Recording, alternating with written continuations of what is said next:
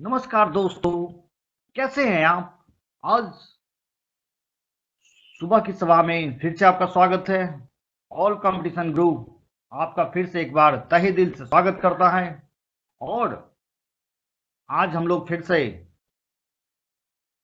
SI Bihar SI दरोगा के practice set की दूसरे सेट के साथ हम लोग फिर से उपस्थित हुए हैं। तो हम लोग आपसे फिर इस सेशन को शुरू करने से पहले फिर से आप लोग को हम कहते हैं कि अगर आप इस चैनल पर नए हैं तो इस चैनल को सब्सक्राइब कीजिए, लाइक कीजिए और बेल और घंटी का बटन दबाइए। और इस चैनल वीडियो को जितना जितना शेयर हो सके कीजिए। इस चैनल को जितना जितना शेयर हो सके दूसरों को बताइए, ताकि वो लोग भी क्या हो सके, लाभान्वित हो सके। तो हम लोग बिना देर किए हुए हम लोग आगे बढ़ते हैं और हम लोग आगे की सेशन की सभा को हम लोग शुरू करते हैं मेरे दोस्तों। तो हम लोग चलते हैं बिना समय गंवाए हुए दूसरे प्रैक्टिस सेट की तरफ। तो स्क्रीन पे हम लोग का दूसरा क्वेश्चन जो है दिखाई दे रहा है। हम लोग का दूसरा प्रैक्टिस सेट का क्वेश्चन स्क्रीन पे हम लोग का दिख रहा है। तो हम लोग इसको हम लोग देखेंगे। क्या कह रहा है कि उत्खनित प्रमाणों के अनुसार पशुपालन का प्रारंभ हुआ था। कब हुआ था? तो उत्खनित प्रमाणों के अनुसार पशुपालन का प्रारंभ हुआ था। तो इसका उत्तर हो जाएगा मेरे दोस्तों मध्य पाषाण काल में। कब हो जाएगा? मध्य पाषाण काल। आइए हम लोग आगे देखते हैं।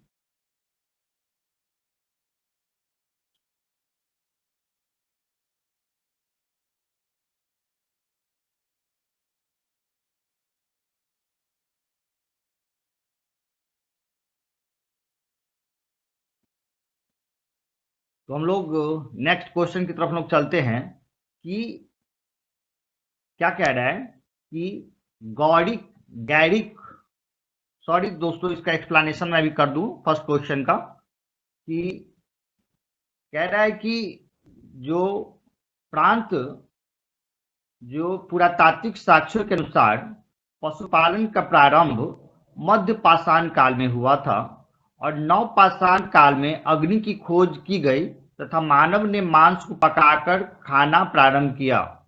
मध्य पाषाण काल की शुरुआत लगभग 10,000 से 8,000 ईस्वी पूर्व हुई है और इस काल में पशुपालन को पर्याप्त महत्व दिया जाने लगा।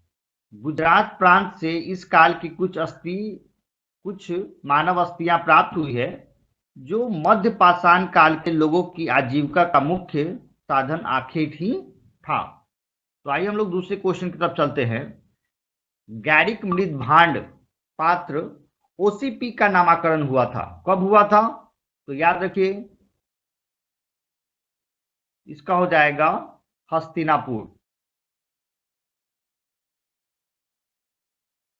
तो कह रहा है कि गैरिक मृद भांड पात्र ओसीपी का नामकरण हस्तिनापुर और अतरंजी खेरा में हुआ था। हस्तिनापुर और अतरंजी खेरा के प्रथम गैरिक मृद भांड संस्कृति स्तर से प्राप्त गेरुए रंग के मृदभांड को गैरिक मृदभांड ओसीपी कहा गया है।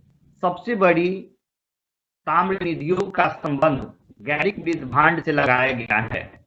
यह एक लाल अनुलेपित भांड है जो अक्सर काले रंग से लगा रहता है और मुख्यतः कलश और शक्लों में होता है। हरियाणा और राजस्थान की सीमा पर अवस्थित जोधपुर में गैरिक मृद भांड का मोटा जमाव 1 मिलीमीटर देखा गया है मेरे दोस्तों। आइए हम लोग तीसरा क्वेश्चन देखते हैं। हड़प्पा का उत्खनन करने वाले प्रथम पुरातत्वविद जो इसके महत्व को नहीं समझ पाया था। हड़प्पा का उत्खनन करने वाला प्रथम पुरातत्वविद जो इसके महत्व को नहीं समझ पाया था, उनका नाम क्या था? उनका नाम था ए कनिंघम। उनका नाम था मेरे दोस्तों ए कनिंघम। तो क्या है कि हड़प्पा सभ्यता के संबंध में प्रारंभिक जानकारी 1826 ईस्वी में चार्ल्स मैसन ने दी थी, जब उन्होंने हड़प्पा के टीले का उल्लेख किया था और भारत में पुरातत्व के जनक माने जाने वाले ए कनिंघम ने 1853 तथा 1873 में 2 बार हड़प्पा का सर्वेक्षण कराया। 2 बार जो उन्होंने हड़प्पा का सर्वेक्षण कराया था। सर मार्शल ने पुरातत्व के सर्वेक्षण विभाग के महानिदेशक काल में राम बहादुर दयाराम साहनी ने 1921 में हड़प्पा का अन्वेषण कराया, है ना। तो 1921 में क्या किया उन्होंने? हड़प्पा का अन्वेषण कराया है। ठीक है, तो हम लोग आगे बढ़ते हैं नेक्स्ट क्वेश्चन की तरफ। आपकी स्क्रीन पे जो है चौथा क्वेश्चन दिख रहा है। क्या कह रहा है कि निम्नलिखित में से कौन सही सुमेलित नहीं है? निम्नलिखित में से कौन सही सुमेलित नहीं है? तो आप लोग को इसमें देखना है कौन सा इसमें सही सुमेलित नहीं है। तो इसका उत्तर हो जाएगा मेरे दोस्तों धौलवीरा, बीके थापड़। यह जो है सुमेलित नहीं है। तो याद रखिए कि धौलवीरा स्थल गुजरात प्रांत में अवस्थित है और यहाँ के टीलों की खोज जेपी जोशी ने सर्वप्रथम की थी। तो इसका हो जाएगा, है ना, इसका हो जाएगा जेपी जोशी।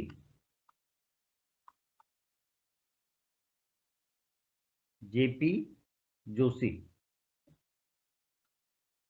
तो इसका उत्तर हो जाएगा क्या मेरे दोस्तों? जेपी जोशी।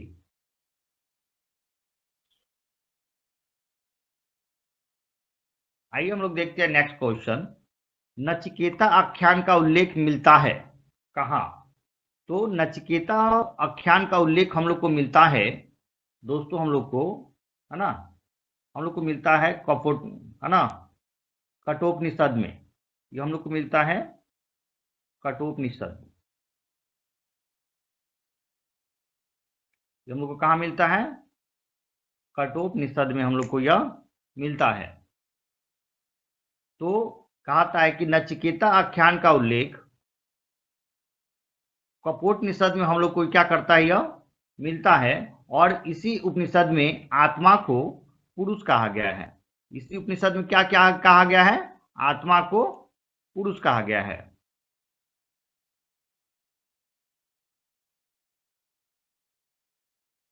अब देखिए, महाभारत के अनुसार उत्तरी पांचाल की राजधानी स्थित थी। महाभारत के अनुसार उत्तरी पांचाल की राजधानी स्थित थी। तो उत्तरी पांचाल की राजधानी जो थी ये क्या थी? देखिए, अहिछत्र। अहिछत्र में उत्तरी पांचाल की राजधानी स्थित थी, अहिछत्र में।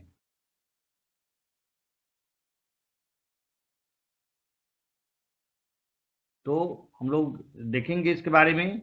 उत्तरी पांचाल की राजधानी कहाँ थी? अहिछत्र।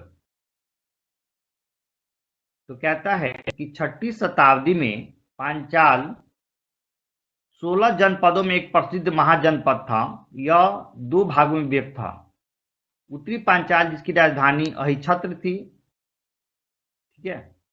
दक्षिणी पांचाल जिसकी राजधानी काम्पिल्य थी, है ना। प्रारंभ में राजतंत्र था किंतु बाद में गणतंत्र की स्थापना हुई। अब चलिए हम नेक्स्ट क्वेश्चन देखते हैं। प्रारंभिक जैन साहित्य निम्नलिखित में से किस भाषा में लिखा गया? प्रारंभिक जैन साहित्य निम्नलिखित में से किस भाषा में लिखा गया था? तो याद रखिए, यह लिखा गया था पाली में। कहता है कि निम्नलिखित में से कौन रूहेला सरदार अहमद शाह अब्दाली का विश्वास पात्र था? कहता है निम्नलिखित में से कौन रूहेला सरदार अहमद शाह अब्दाली का विश्वास पात्र था? तो याद रखिएगा, अहमद शाह अब्दाली का विश्वास पात्र था इसमें, है ना, इसमें था नजीब खान। कौन था? नजीब खान। तो इसका अहमद शाह अब्दाली ने पानीपत के तृतीय युद्ध 1761 में मराठा सेना को क्या किया था? बुरी तरह से पराजित किया था। मराठा सेना को क्या किया था उसने?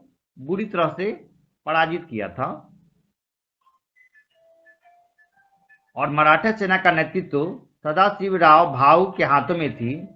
अहमद शाह अब्दाली का विश्वास पात्र नजीब खान था और गुलाम कादिर रुहेला नजीब खान का वंशज था। Next question.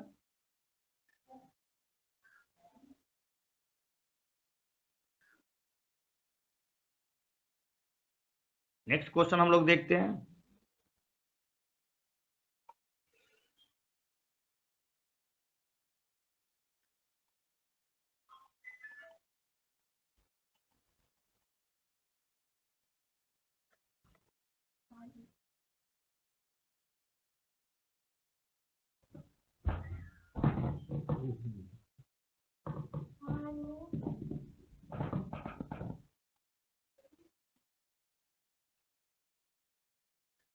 नेक्स्ट क्वेश्चन हम लोग देखते हैं। नेक्स्ट क्वेश्चन क्या है?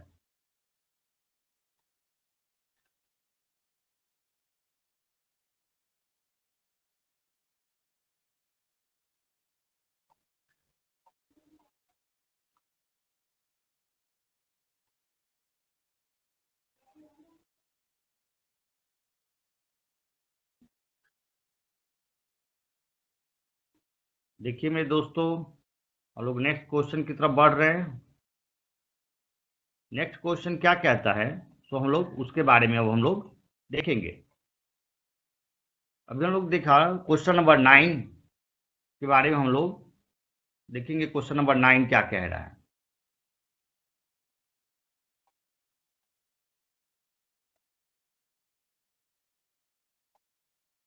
क्वेश्चन नंबर 9 देखिए, कह रहा है कि निम्नलिखित में से निम्नलिखित में से निम्नलिखित में से किस ब्रिटिश संसद में महाभियोग का मुकदमा चलाया गया था? तो कहता है निम्नलिखित में से किस ब्रिटिश संसद में महाभियोग का मुकदमा चलाया गया था? तो ये हो जाएगा वारेन हेस्टिंग पर। किस पर? Warren Hasting. तो याद कर लीजिए कि 1773 के रेगुलेटिंग एक्ट के द्वारा बंगाल के गवर्नर वारेन हेस्टिंग को बंगाल का गवर्नर जनरल बनाया गया था। अपने कार्यकाल के दौरान हेस्टिंग पर ब्रिटिश संसद में महाभियोग का मुकदमा चलाया गया था। अब दूसरा है कि निम्नलिखित में किसने एशियाइक सोसाइटी ऑफ बंगाल की स्थापना की थी? एशियाइक सोसाइटी ऑफ बंगाल की स्थापना की थी। तो इसका उत्तर हो जाएगा डी, विलियम जोन्स। क्या हो जाएगा?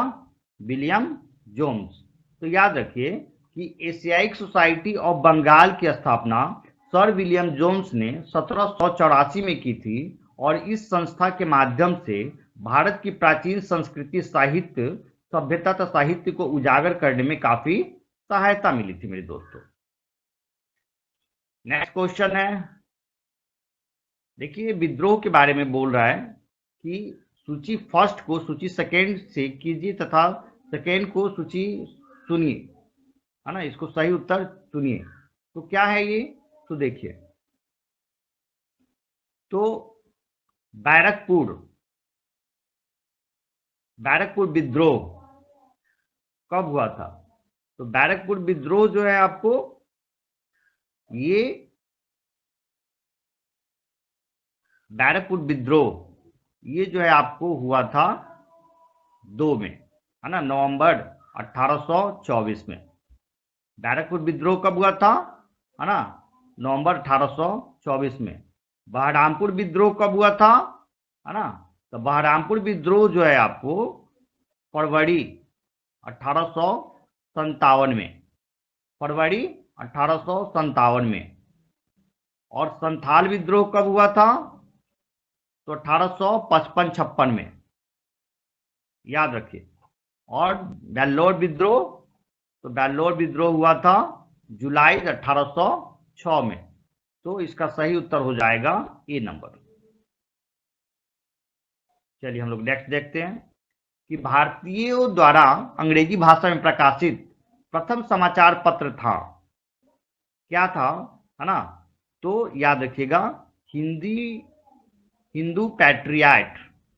तो भारतीयों द्वारा अंग्रेजी भाषा में प्रकाशित प्रथम समाचार पत्र हिंदू पैट्रियट था। 1853 में इस पत्र का प्रथम प्रकाशन कलकत्ता में गिरीश चंद्र घोष द्वारा प्रारंभ किया गया। बाद में हरिश्चंद्र मुखर्जी ने भी इसका संपादन किया और यंग इंडिया का संपादन महात्मा गांधी और इंदुलाल याग्निक ने किया था। तो हिंदी पैट्रियट का संपादन जो है आपको किसने किया था? याद रखिए मेरे दोस्तों, है ना, गिरीश चंद्र घोष। यंग इंडिया का संपादन महात्मा गांधी। यंग इंडिया का संपादन किसने किया था? महात्मा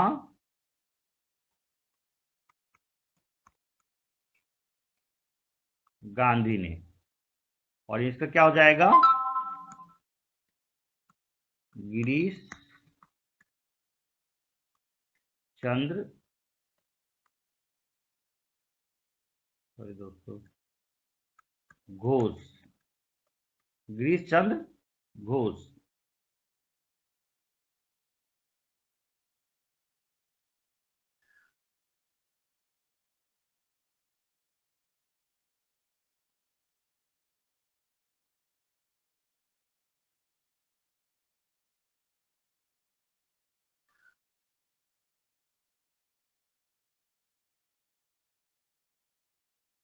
तो हम लोग आगे देखते हैं।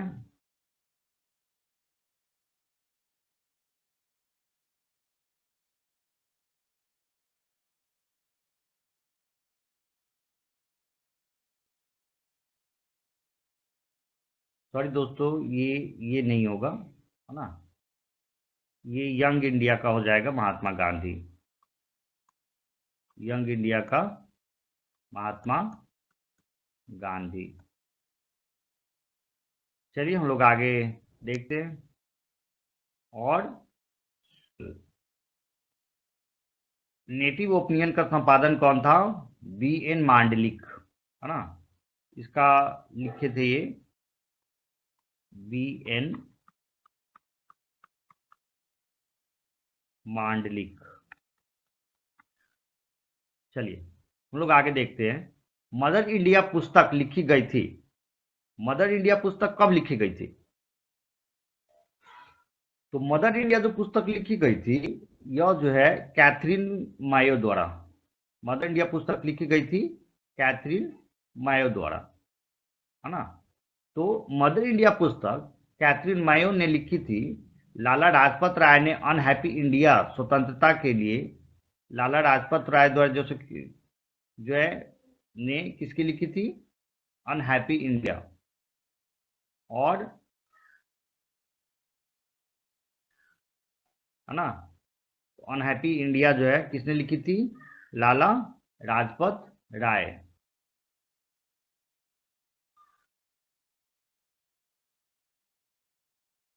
तो हम लोग अब आगे देखते हैं।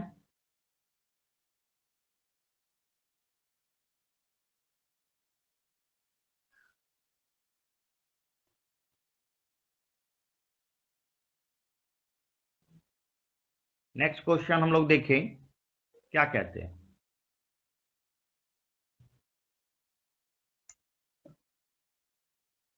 नेक्स्ट क्वेश्चन हम लोग देखते हैं।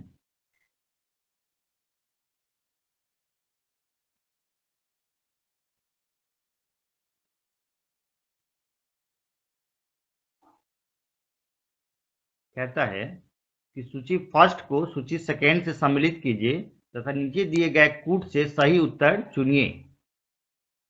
तो हम लोग इसको देख लें क्या कह रहा है ये।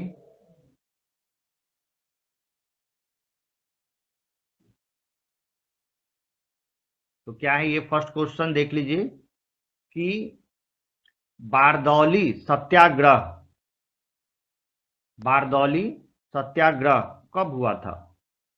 तो आप लोग याद रखिए कि इसका उत्तर जो है फर्स्ट हो जाएगा। देखिए, इसका उत्तर हो जाएगा आपको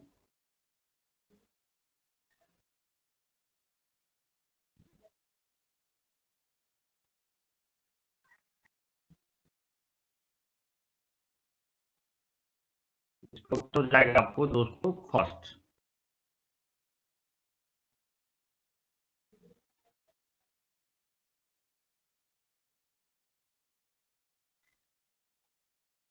नेक्स्ट क्वेश्चन देखिए।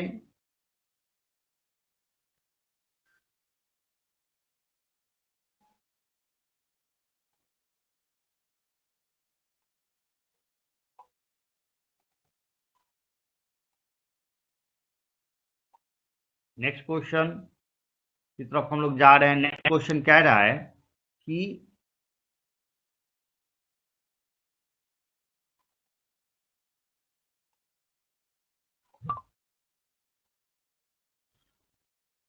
नेक्स्ट क्वेश्चन हम लोग देखेंगे, कहता है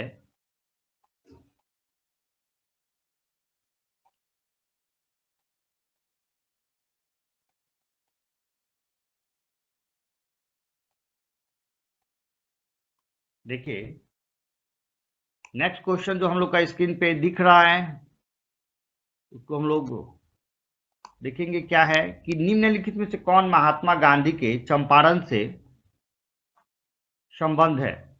तो याद करना है राजकुमार शुक्ल। राजकुमार शुक्ल जो है वो इसे क्या है संबंध है। तो आपको याद रखना है कि जनवरी 1915 में महात्मा गांधी दक्षिण अफ्रीका से भारत आए और मई 1915 में उन्होंने अपने रचनात्मक कार्यों के लिए अहमदाबाद में साबरमती आश्रम की स्थापना की।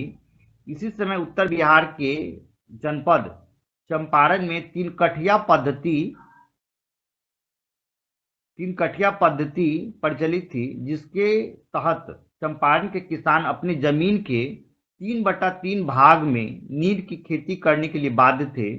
यह नील उन्हें नीलहे गोरों की नील की कोठिया के लिए देना पड़ता था। गांधी जी को अंग्रेजों की इस अत्याचार को जानकारी चंपारण के एक किसान राजकुमार शुक्ल से हुई। चंपारण से ही गांधी जी ने सत्याग्रह आंदोलन जैसा क्या किया शुरू किया। आइए हम लोग देखते हैं निम्नलिखित में से कौन देश बंधु के नाम से प्रसिद्ध है। तो देश बंधु के नाम से कौन प्रसिद्ध है? तो हम लोग को याद करना है चित्तरंजन दास। तो चित्तरंजन दास महान राष्ट्रवादी और प्रसिद्ध विधि शास्त्री थे। देश बंधु के नाम से प्रसिद्ध थे। उन्होंने 1908 में अलीपुर षड्यंत्र कांड में अरविंद घोष के बचाव के लिए अदालत में वकालत की थी तथा ढाका षड्यंत्र कांड में भी ये प्रतिवादी पक्ष के वकील रहे। 1921 में उन्हें अहमदाबाद में कांग्रेस के अधिवेशन के अध्यक्ष चुना गया। ये स्वराज पार्टी के भी संस्थापक थे। इन्होंने 1930 में लाहौर में तथा 1924 में अहमदाबाद में अखिल भारतीय ट्रेड यूनियन कांग्रेस की अध्यक्षता की थी। चलिए हम लोग देखते हैं नेक्स्ट क्वेश्चन आपकी स्क्रीन पर दिख रहा है। चौरा चौरी की घटना कब हुई थी? तो चौरा चौरी की घटना जो है मेन यह जो है आपको दोस्तों डी, इसका आंसर हो जाएगा डी। 5 फरवरी 1922 को चौरा चौरी की घटना हुई थी। तो चौरा चौरी की घटना 5 फरवरी 1922 को घटित हुई थी और चौरा चौरी उत्तर प्रदेश के गोरखपुर जिले में स्थित एक छोटा सा कस्बा था। यहाँ असहयोग आंदोलन के दौरान पुलिस ने राजनीतिक जुलूस पर गोलाबारी की, जिसके फलस्वरूप उग्र भीड़ ने पुलिस पर हमला करके 22 पुलिस जनों की हत्या कर दी।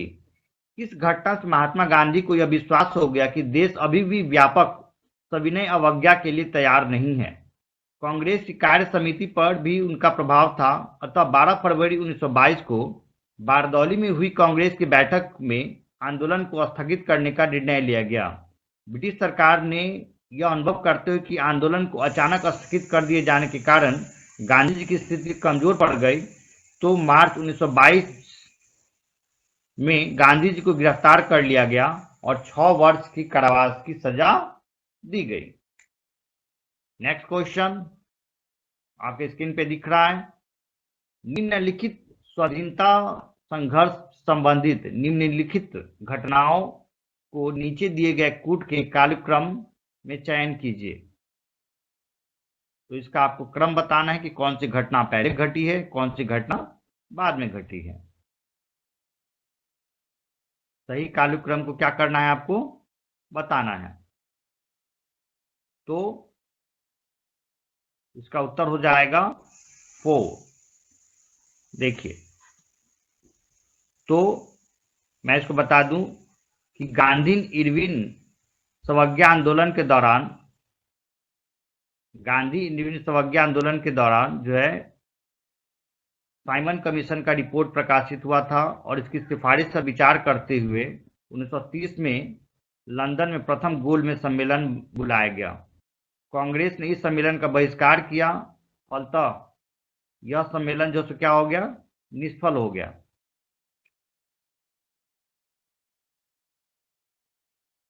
तेज बहादुर सुप्रू, M.R. जयकर आदि नेताओं की मध्यस्थता से गांधी इरविन समझौता हुआ और यह समझौता 5 फरवरी 1931 को क्या हुआ, संपन्न हुआ। उसके बाद क्या हुआ, ये तो हो गई कि फर्स्ट घटना जो है हमारी, फर्स्ट घटना यही है जो फर्स्ट में हमारी घटना यह हुई है 1 नंबर में, ठीक है। फिर 2 नंबर में भगत सिंह को फांसी, तो यह 2 नंबर में हुआ, ये भगत सिंह को फांसी। तो भगत सिंह को फांसी, तो लाहौर षड्यंत्र कांड में भगत सिंह, सुखदेव तथा राजगुरु को 23 मार्च 1931 को क्या कर दी गई, फांसी दे दी गई। 3 में हुआ, 3 में ये घटना हुई। भारतीय राष्ट्रीय कांग्रेस का कराची अधिवेशन, तो याद रखिएगा कि 26 मार्च से 29 मार्च 1931 तक कराची में हुए कांग्रेस के अधिवेशन में गांधी इरविन समझौते की संपुष्टि की गई तथा इसी अधिवेशन में कांग्रेस ने दूसरे गोलमेज सम्मेलन में गांधी जी को कांग्रेस का प्रतिनिधित्व करने के लिए भी प्राधिकृत किया। और उसके बाद है लास्ट में हुआ है, चौथा में, यह द्वितीय गोलमेज सम्मेलन। तो इसका जो है द्वितीय गोलमेज सम्मेलन जो है, यह गोलमेज सम्मेलन का दूसरा सत्र 7 सितंबर 1931 को हुआ था, जिसमें महात्मा गांधी कांग्रेस के एकमात्र प्रतिनिधि के रूप में गए थे। तो हम लोग का सही क्रम क्या हो जाएगा, फर्स्ट नंबर ये हो गया, 2 नंबर में ये होगा, मतलब फर्स्ट नंबर हमारा ये हो गया। सही क्रम इसका क्या हो जाएगा, 4 3 2 1, हाँ। तो ये हम लोग का सही क्रम हो जाएगा। तो उत्तर क्या हो जाएगा, सी। नेक्स्ट क्वेश्चन हम लोग देखते हैं।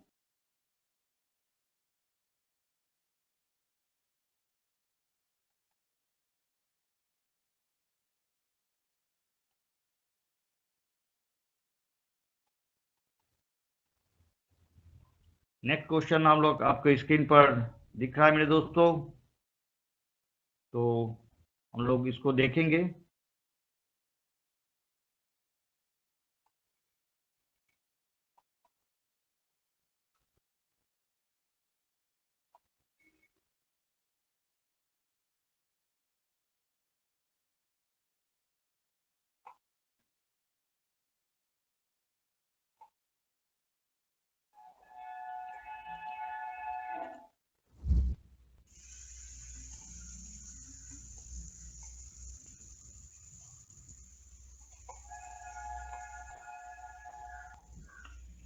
नर्मदा,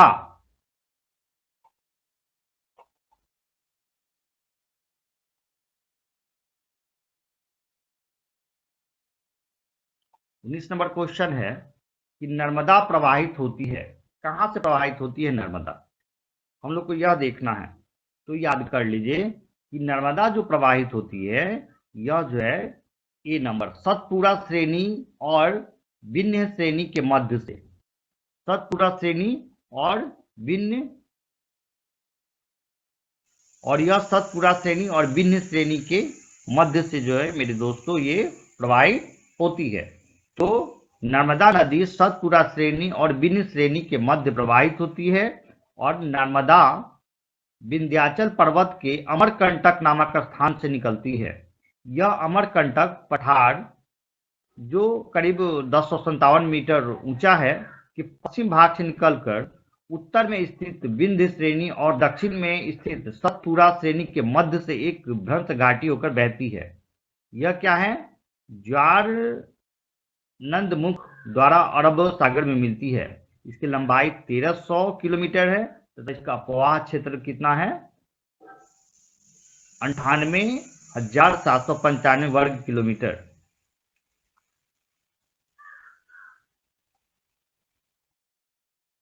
सॉरी, इसका 98.795 वर्ग किलोमीटर है,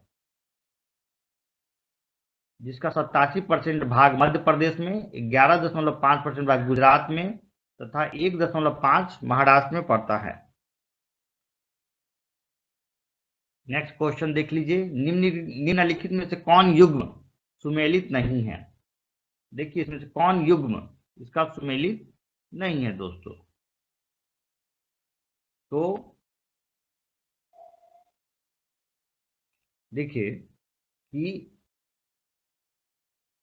डी नंबर जो है इसका सुमेलित नहीं है।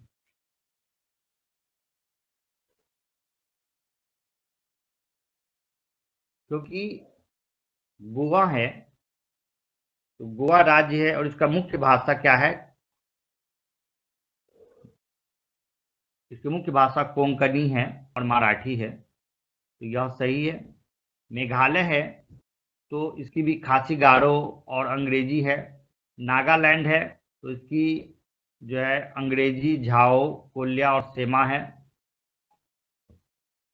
और सिक्किम है तो सिक्किम में लेप्चा, भूरिया, नेपाली और निम्बू है, जबकि इसमें तिब्बती कह रहा है, इसीलिए हमारा यह उत्तर गलत होगा। और अरुणाचल प्रदेश है तो इसका निसिंग, मोनपा और आदि होता है। नेक्स्ट क्वेश्चन देखिए, कह रहा है सूची फर्स्ट को सूची सेकेंड से दिए गए कूट से सही उत्तर मिलाइए। तो यह क्या है? तो आप देखिए, तो बुमला दर्रा कहाँ है? पहले फर्स्ट हम लोग जान लें कि बुमला दर्रा आपका जो है, यह बुमला दर्रा आपको इसमें सही मिलान करना है। ये पर्वतीय दर्रा है और ये राज्य कहाँ है, तो हम लोग इसको देख लेंगे। तो बुमला दर्रा हम लोग का जो है अरुणाचल प्रदेश में है। फर्स्ट बुमला दर्रा हम लोग का क्या है? ये अरुणाचल प्रदेश में है। ये पल्ला दर्रा ये आपको सिक्किम में है। सॉरी मेरे दोस्तों, ये हो जाएगा सिक्किम में, है ना। मुलिंगला दर्रा ये आपको है हिमाचल प्रदेश में। ये पल्ला दर्रा हो जाएगा आपको सिक्किम में, और मुलिंग दर्रा हो जाएगा हिमाचल प्रदेश में। इसको देखेंगे, यह हिमाचल प्रदेश, और ये पल्ला दर्रा यह सिक्किम में। और सिपकिला दर्रा यह कहाँ है आपको?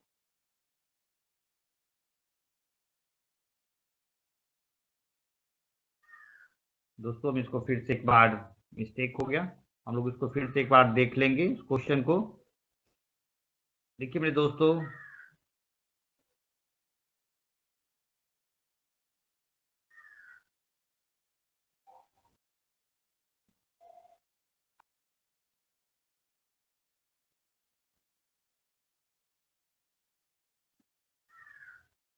चलिए हम लोग देखते हैं फिर से कि बुमला दर्रा, इसको आपको ये जो बीच का लगा हुआ है इसको आप लोग अच्छी मान कर चले, है ना। हम लोग इसका फिर से एक्सप्लेनेशन करेंगे कि ए का हो जाएगा इसमें, ए का जो है आपका हो जाएगा इसमें 1 बुमला दर्रा का अरुणाचल प्रदेश, बी जो है ये पल्ला दर्रा है ना, यह आपको 3 हो जाएगा, सिक्किम हो जाएगा।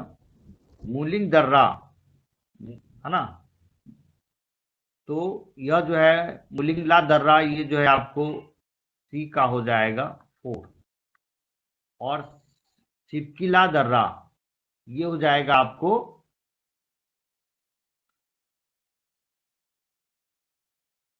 हिमाचल प्रदेश में, है ना, तो यह हो जाएगा आपको डी का 2। तो हमारा सही क्रम बन गया, सही क्रम हम लोग का हो गया बी। तो आइए हम लोग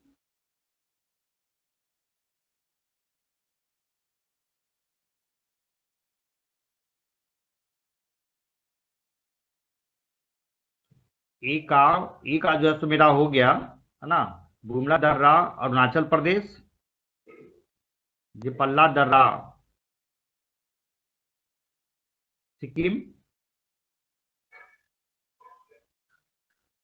और मुलिंगला दर्रा ये हो गया आपका उत्तराखंड, और सिपकिला दर्रा ये हो गया आपका हिमाचल प्रदेश।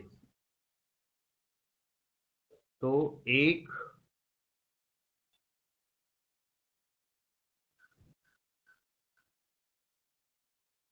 इसमें क्रम सही नहीं है दोस्तों, क्रम यही सही होगा, है ना। चलिए हम लोग आगे बढ़ते हैं। इसमें ए का 1 है, बी का 3 कहीं नहीं दिया हुआ है, इसीलिए यह जो है नहीं होगा, ये क्रम ऐसे ही होगा।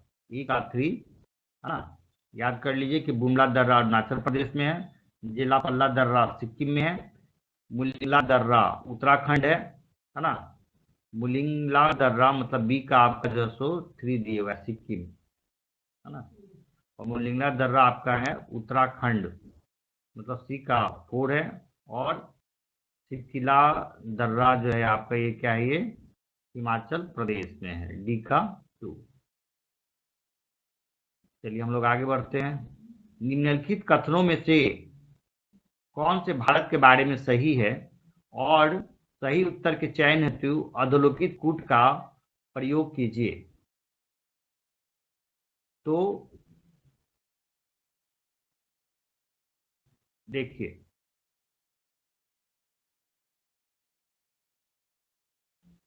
तो कहता है भारत दोस्तों डी।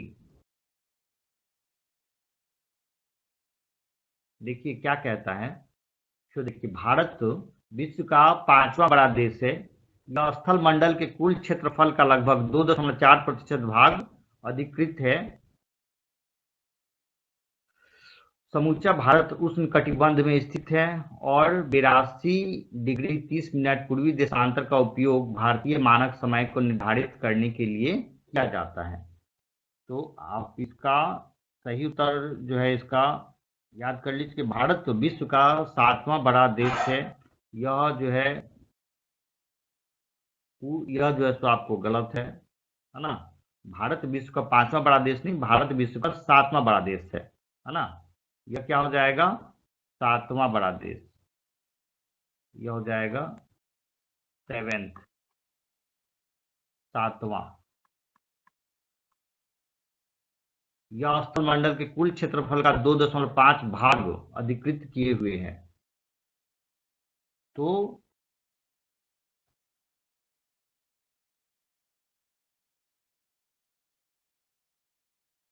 यह जो है यह मेरा सही है, 2.4 भाग जो है सो अधिकृत किए हुआ है। समूचा भारत उष्ण कटिबंध में स्थित है। तो भारत जो है सो शीतोष्ण कटिबंध में स्थित है, याद कर लीजिए। भारत उष्ण कटिबंध में नहीं है बल्कि शीतोष्ण शीतोष्ण कटिबंध में है, ठीक है। और 82 डिग्री पूर्वी देशांतर का उपयोग भारतीय मानक समय को निर्धारित करने के लिए किया जाता है। तो यह जो है सो हमारा सही है, यह जो है चाहिए 82 डिग्री, इसलिए हमारा उत्तर हो जाएगा 2 और 4। अब देखिए, सन 1930 में नाथुला जिन देशों के बीच सीमा पार व्यापार करने के लिए पुनः खोला गया, वे भारत और कौन है ना? तो ये सभी जानते हैं, ये जो है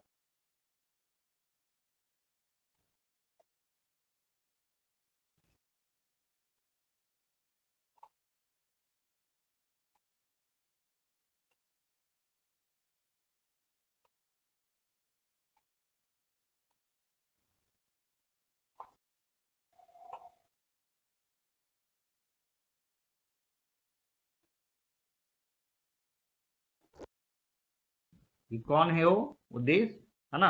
इसके साथ ये हुआ है, तो हम उसको देख लें। यहाँ पर कौन सा देश है वो दिखा रहा है हम लोग स्क्रीन पे, वह है भारत और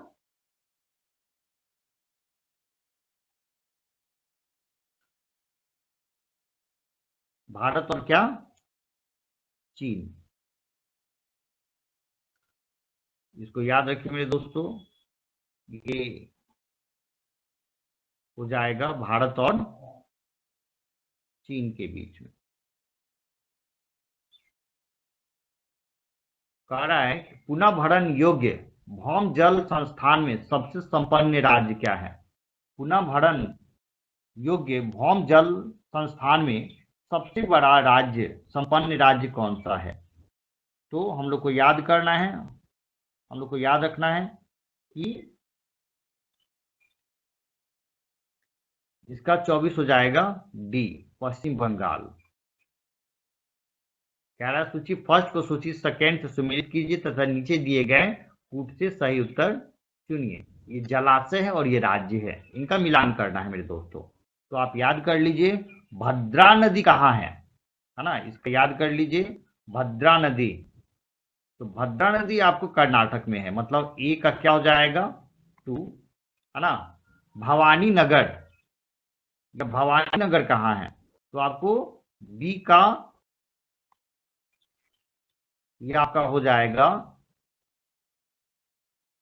बी का 4, तमिलनाडु में है ये, है ना? गांधी सागर कहाँ है? तो गांधी सागर आपको मध्य प्रदेश में है। तो सी का क्या हो जाएगा?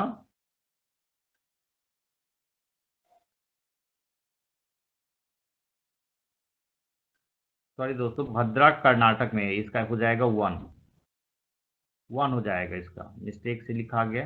इसको हम लोग फिर से कर लें कि ए का क्या हो जाएगा? 1।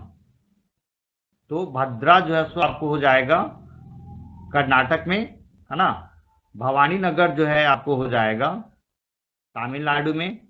गांधी सागर हो जाएगा आपको मध्य प्रदेश में, है ना? मतलब सी का हो जाएगा 2। और राणा प्रताप सागर आपको कहाँ वो हो जाएगा? यह राजस्थान में। कहाँ होगा यह? राजस्थान।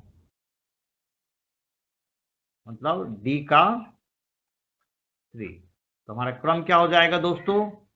क्रम हमारा हो गया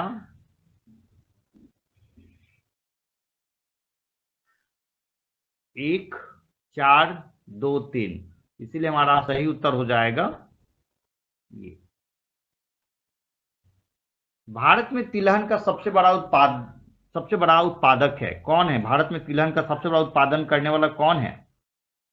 तो भारत में तिलहन का सबसे बड़ा उत्पादन करने वाला है राजस्थान। भारत में तिलहन का सबसे बड़ा उत्पादक है राजस्थान। तो याद रखिए, भारत में तिलहन उत्पादन की दृष्टि से 3 सबसे बड़े राज्य है, राजस्थान, मध्य प्रदेश और गुजरात। गुजरात मूंगफली और कपास में सबसे बड़ा उत्पादक राज्य है ना? याद रखिए। सोयाबीन और दालों उत्पादन में भी मध्य प्रदेश अग्रणी है, जबकि खाद्य उत्पादन तथा गेहूं उत्पादन की दृष्टि से उत्तर प्रदेश प्रथम स्थान है। चलिए हम लोग आगे देखते हैं। क्वेश्चन नंबर 27 आपके स्क्रीन पे दिखाई दे रहा है। भारत में तंबाकू का 1/3 से अधिक क्षेत्र उत्पादन प्राप्त होता है, कहां से प्राप्त होता है हम लोग को? दो, तो हम लोग को याद रखना है कि भारत में 1/3 जो हम लोग को प्राप्त होता है, यह जो है आपको मतलब आंध्र प्रदेश से।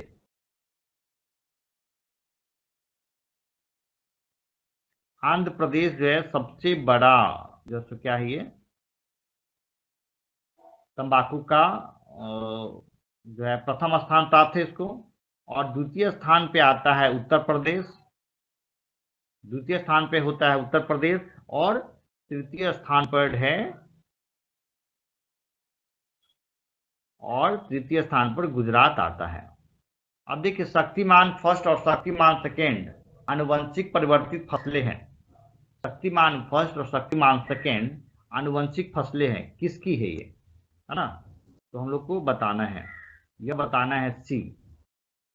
यह जो हो जाएगा इसका आंसर सी, मक्का की, है ना? तो याद कर लीजिए कि सफेद गंगा, सॉरी, ये जो है, हम लोग उसको याद कर ले, शक्तिमान फर्स्ट और शक्तिमान सेकेंड आनुवंशिक परिवर्तित फसलें किसकी, मक्का की। हम लोग आगे बढ़ते हैं। आपकी स्क्रीन पे एक क्वेश्चन दिख रहा है।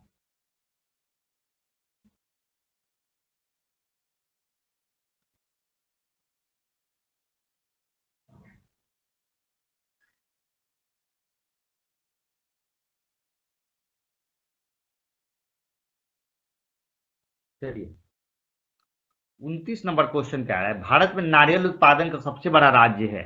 भारत में नारियल उत्पादन का सबसे बड़ा राज्य कौन है? तो भारत में नारियल उत्पादन का सबसे बड़ा राज्य है केरल।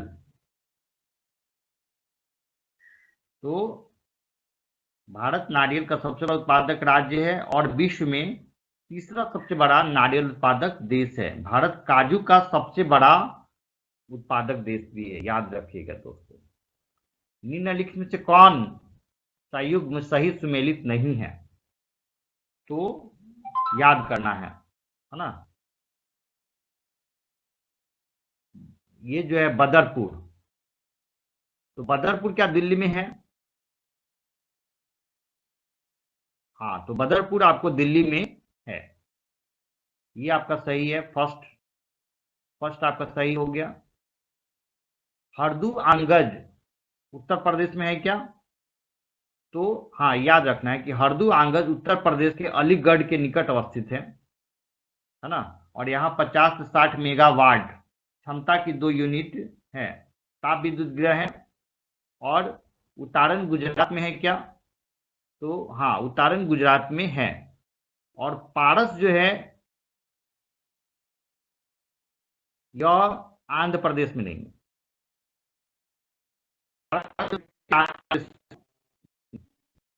तो चलिए, ये हमारा क्या हो जाएगा, आंसर हो जाएगा। भारत का 3/4 से अधिक कच्चा रेशम प्राप्त होता है। कहाँ से प्राप्त होता है? तो भारत जो है आंध्र प्रदेश एवं कर्नाटक से। भारत का 3/4 से अधिक कच्चा रेशम कहाँ से प्राप्त होता है? आंध्र प्रदेश और कर्नाटक से। तो याद कर लीजिए, भारत कच्चे रेशम का चीन के बाद विश्व का दूसरा सबसे बड़ा उत्पादक देश है। भारत रेशम की सभी 5 ज्ञात वाणिज्य किस्में, मलबरी, ट्रॉपिकल, तसर, ओकोसर, ईरी और मूंगा का उत्पादन करने वाला एकमात्र देश है। तो आइए हम लोग नेक्स्ट क्वेश्चन की तरफ चलते हैं।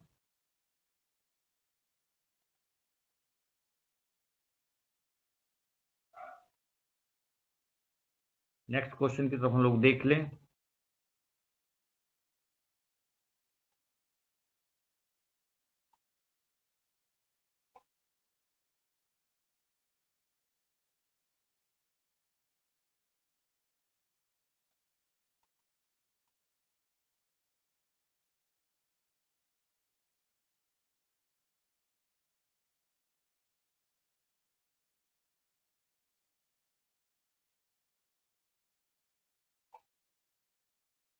नेक्स्ट क्वेश्चन आपके स्क्रीन पे दिखना शुरू हो गया है।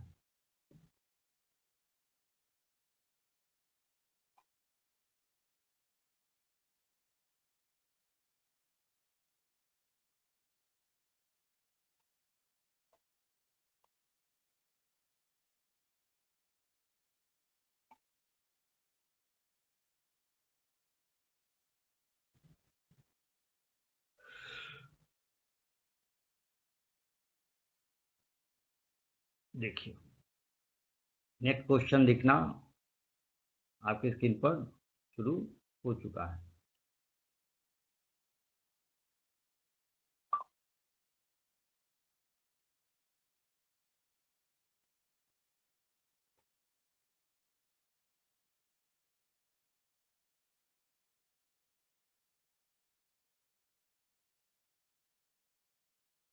कह रहा है कि निम्नलिखित में से किस भारत के राज्य का बिजली का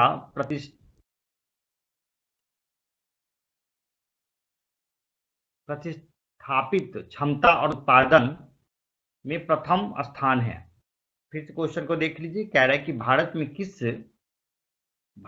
से किस निम्नलिखित में से किस भारत के राज्य का बिजली का प्रतिस्थापित क्षमता और उत्पादन में प्रथम स्थान है।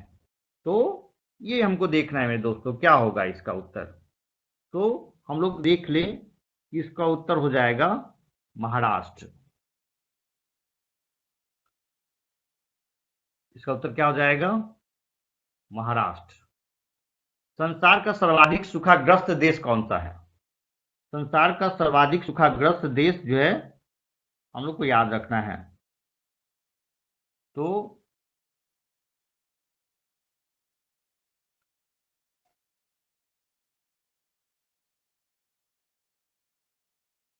इस संसार का सबसे सूखाग्रस्त क्षेत्र ऑस्ट्रेलिया है। इसको हम लोग प्यासी भूमि का देश भी कहते हैं, क्योंकि इसमें बहुत बड़े भाग में बहुत कम वर्षा होती है। अब चलिए हम लोग आगे देखते हैं। 34 में दिख रहा है कि निम्नलिखित में कौन सा कथन अटकामा के बारे में सही नहीं है। तो यह दक्षिण अमेरिका का एक मरुस्थल है, तो यह सही है। वह संसार का सबसे सूक्ष्म मरुस्थल है, यह भी सही है। वह दक्षिणी चिली में अवस्थित है, यह सही नहीं है।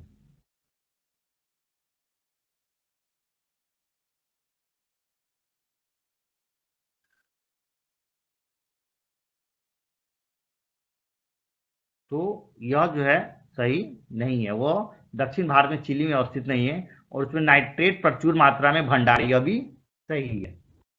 संसार का सर्वाधिक सक्रिय ज्वालामुखी है।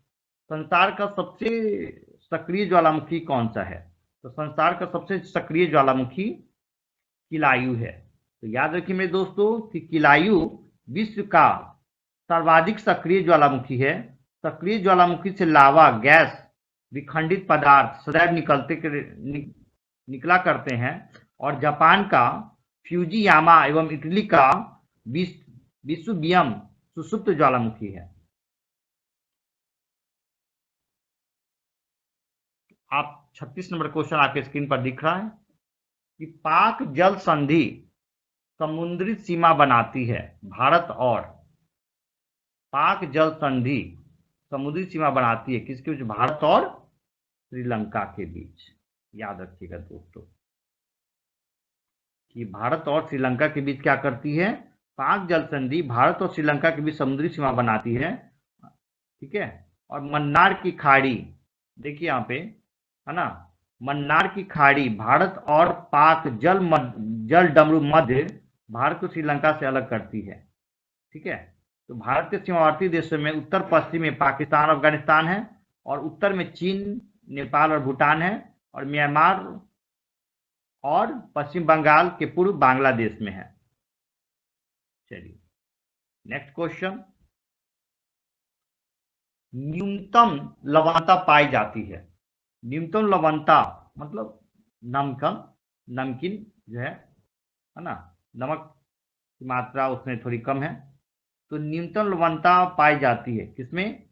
तो याद रखिएगा कैस्पियन सागर में।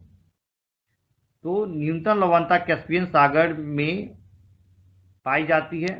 कैस्पियन सागर में उत्तरी भाग में लवणता 14% पाई जाती है, क्योंकि यहाँ वोल्गा, यूराल आदि नदियों द्वारा स्वच्छ जल की आपूर्ति होती रहती है। दक्षिणी भाग में कराबू गाल की खाड़ी में लवणता 17% पाई जाती है। लाल सागर में लवणता 36%, 41% पाई जाती है और सर्वाधिक लवणता टर्की की वान झील में 330% पाई जाती है। और संयुक्त राज्य अमेरिका में ग्रेट साल्ट में 220% तथा जॉर्डन के मृत सागर में लवणता 238% पाई जाती है। याद रखिएगा मेरे दोस्तों। मैंने क्या कहा कि कैस्पियन सागर में सबसे कम है ना। मृतक सागर में मैंने अभी बताया कि मृतक सागर में कितना पाया जाता है। मृतक सागर में लवणता पाई जाती है 238%। भूमध्य सागर में कितना पाई जाती है?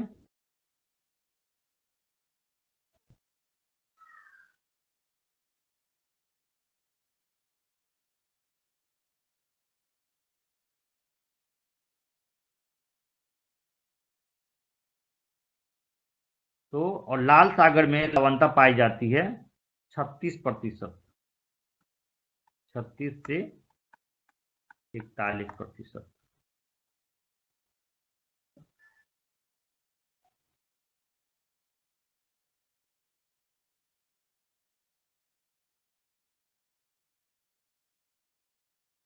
तो हम लोग आगे देखते हैं। तो सबसे कम लवणता पाई जाती है कैस्पियन सागर में।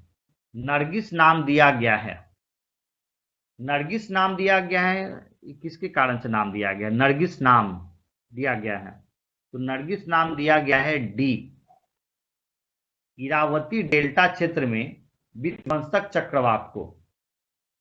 इरावती डेल्टा क्षेत्र में विध्वंसक चक्रवात को। तो आप इसका मैं एनालिसिस कर दूं कि नरगिस नाम इरावती डेल्टा क्षेत्र में म्यांमार में विध्वंसक चक्रवात को दिया जाता है। म्यांमार के दक्षिण पश्चिम में 3 मई और 4 मई को 2008 को आए भीषण चक्रवाती तूफान नरगिस में 1 लाख से अधिक लोग मारे गए और लाखों लोग बेघर हो गए। बंगाल की खाड़ी में 27 अप्रैल 2008 को शुरू हुए इस भीषण कटिबंधीय चक्रवाती तूफान की गति 190 किलोमीटर थी। म्यांमार की पूर्वी राजधानी इरावदी के डेल्टा क्षेत्र में 3 मई 2008 को टकराने के बाद नरगिस ने इरावती नदी के डेल्टा में बसे गांवों पर सबसे अधिक कहर बरपाया। डेल्टा के मध्य स्थित बोगाले कस्बा सर्वाधिक प्रभावित हुआ। चलिए, संसार में गेहूं तथा चावल दोनों का अग्रणी उत्पादक देश कौन है? तो ये जो है चीन है।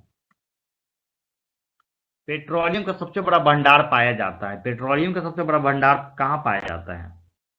तो पेट्रोलियम का सबसे बड़ा भंडार सऊदी अरब में। तो पेट्रोलियम का सबसे बड़ा भंडार कहाँ पाया जाता है?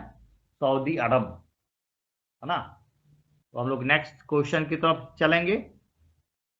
तो आप लोग उसको याद कर लीजिए, क्रम याद कर लीजिए कि फर्स्ट में जो है पेट्रोलियम का सबसे बड़ा भंडार सऊदी अरब में, दूसरा भंडार ईरान में, तीसरा भंडार जो है इराक में है, चौथा जो है कुवैत में है, और पांचवा जो है संयुक्त अरब अमीरात में है, और छठा जो है तो वेनेजुएला में है। तो पेट्रोलियम का सबसे बड़ा भंडार कौन कहाँ है? सऊदी अरब में। ठीक है, तो हम लोग नेक्स्ट क्वेश्चन की ओर अभी हम लोग आगे बढ़ेंगे।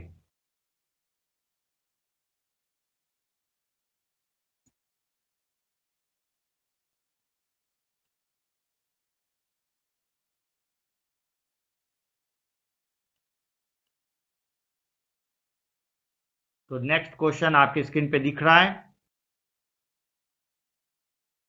क्या कहता है क्वेश्चन? इसको गौर से देखिए।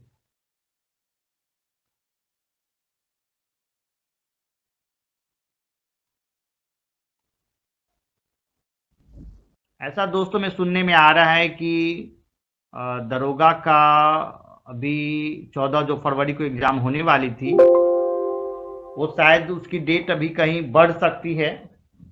अभी कंफर्म नहीं है मुझे, लेकिन बात हो रही है कि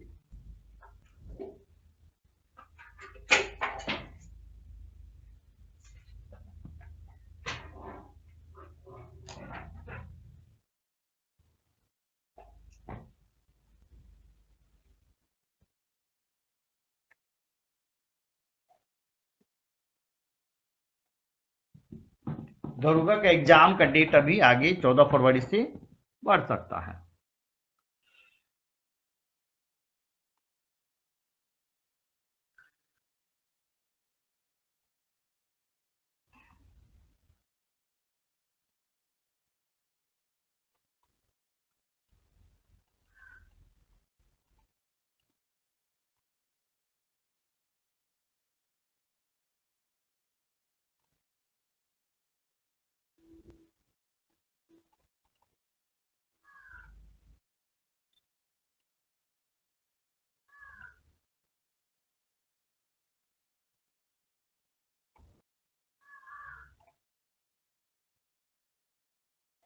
देखिए नेक्स्ट क्वेश्चन आपकी स्क्रीन पे दिख रहा है।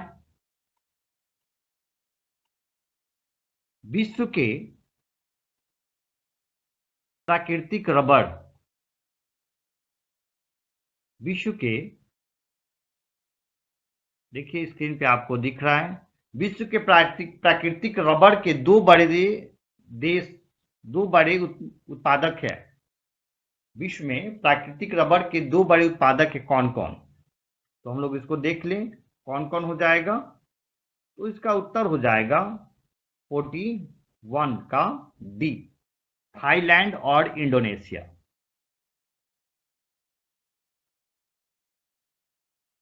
तो थाईलैंड इंडोनेशिया जो क्या है, यह जो है रबर का सबसे बड़ा उत्पादक देश है ना।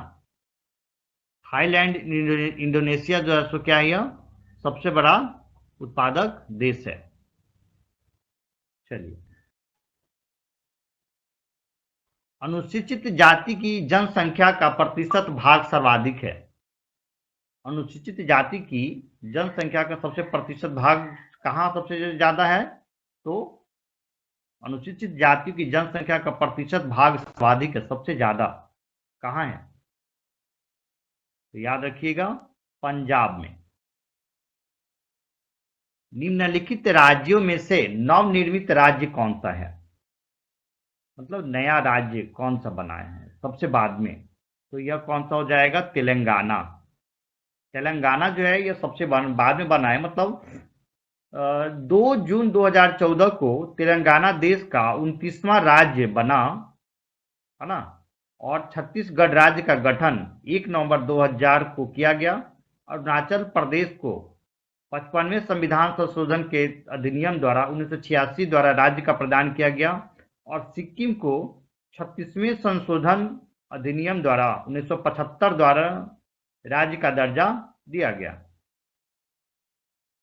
भारत में प्रच्छन्न बेरोजगारी पाई जाती है।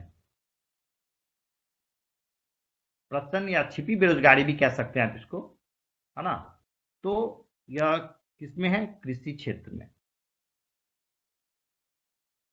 प्रच्छन्न बेरोजगारी कृषि क्षेत्र में पाई जाती है। इसके तहत श्रमिक बाहर से तो काम पर लगे हुए प्रतीत होते हैं, परंतु वास्तव में उन श्रमिक ही उस कार्य में आवश्यकता नहीं होती है, अर्थात यदि उन श्रमिक को कुछ कार्य से निकाल दिया जाए तो कुल उत्पादन पर कोई प्रभाव नहीं पड़ता। इन श्रमिकों का सीमांत उत्पादकता शून्य तथा नगण्य होती है। कृषि क्षेत्र में प्रच्छन्न या अदृश्य बेरोजगारी की प्रधानता होती है। नेक्स्ट क्वेश्चन, पूसा सुगंधा 5 एक सुगंधित किस्म है किसकी? तो यह है आपको मेरे दोस्तों, रखिएगा, धान की। आयात और निर्यात पर लगाए जाने वाले कर को जाना जाता है किससे? तो याद कर लेना है मेरे दोस्तों, सीमा कर से। मूल्यवर्धित टैक्स वैट लगाया जाता है। मूल्यवर्धित टैक्स वैट लगाया जाता है तो उत्पादन के प्रथम स्तर पर। नेक्स्ट क्वेश्चन है, निम्नलिखित में से कौन एक जलवासी कृषि का प्रकार नहीं है? जलवासी कृषि का प्रकार नहीं है, कौन है? तो 48 का क्या हो जाएगा? डी।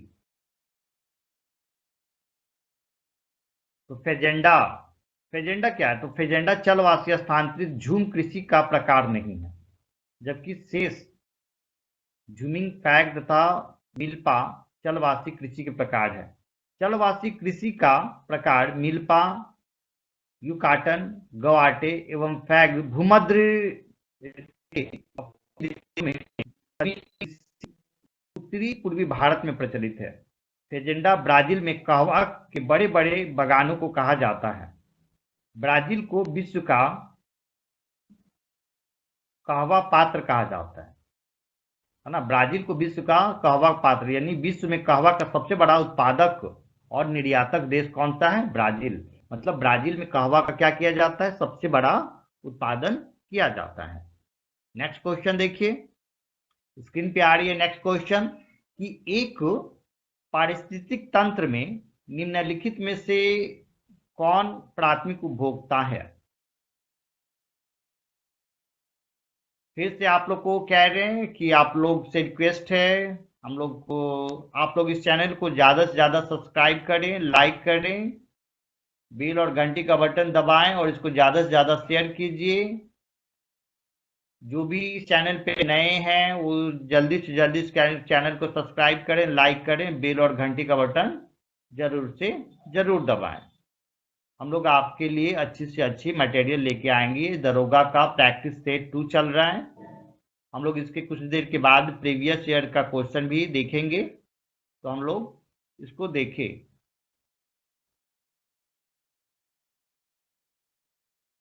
फोर्टी 49 है कि एक पारिस्थितिक तंत्र में निम्नलिखित कौन प्राथमिक उपभोक्ता है? नीचे दिए गए कूट से सही उत्तर चुने। तो इसका उत्तर हो जाएगा फर्स्ट और सेकेंड, मतलब चींटी और हिरन, ये दोनों हैं। तो शाकाहारी पक्षी प्राथमिक उपभोक्ता है क्योंकि वे उत्पादकते पौधे के सहारे जीते हैं। मतलब हिरन जो है सो क्या है, सबसे पहले शाकाहारी शाक भक्षी है ये, है ना, क्योंकि ये पौधों के द्वारा ही उनका आहार होता है।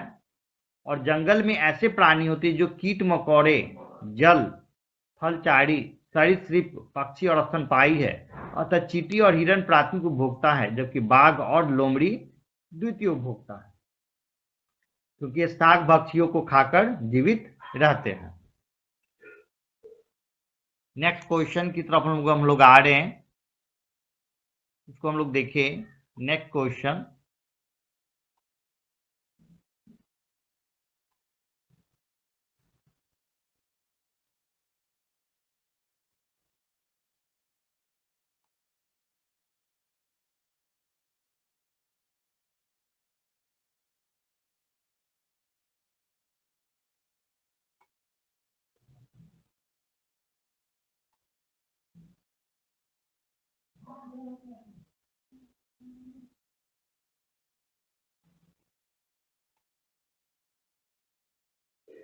नेक्स्ट क्वेश्चन देखिए।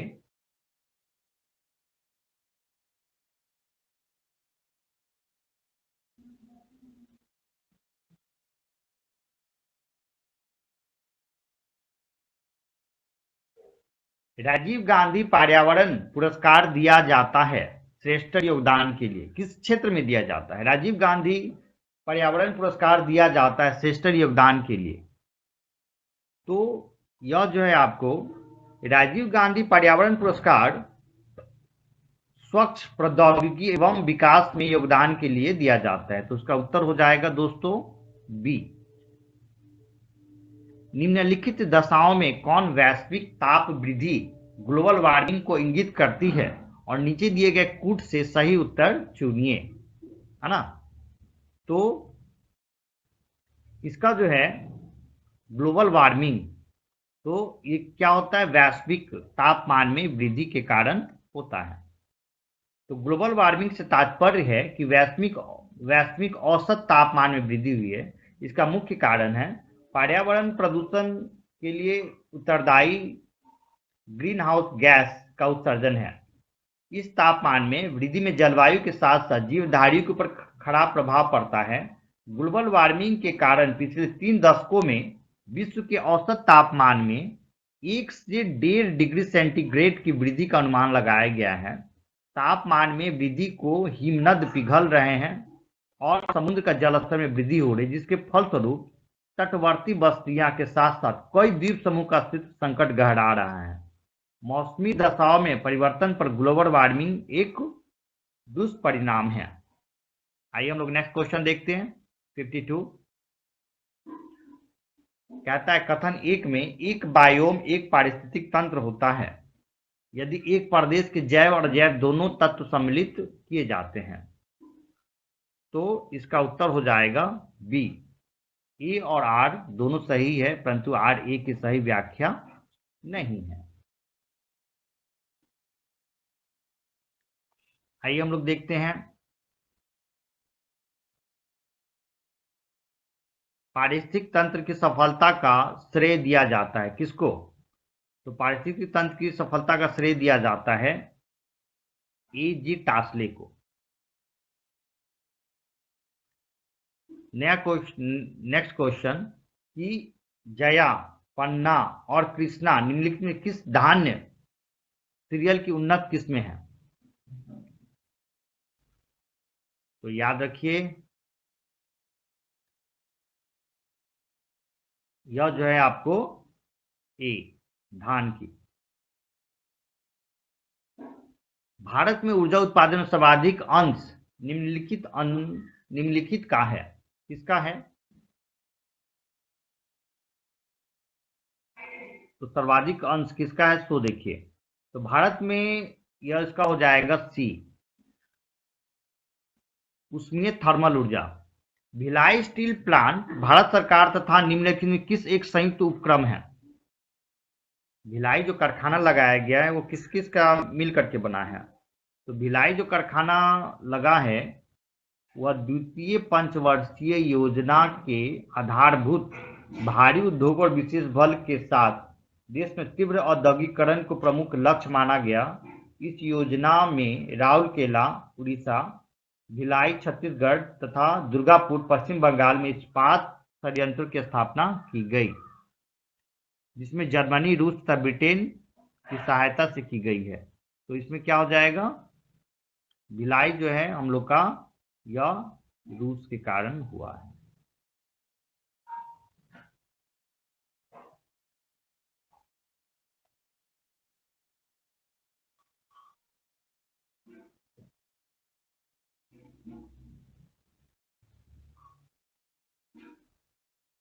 नेक्स्ट क्वेश्चन हम लोग देख लेंगे।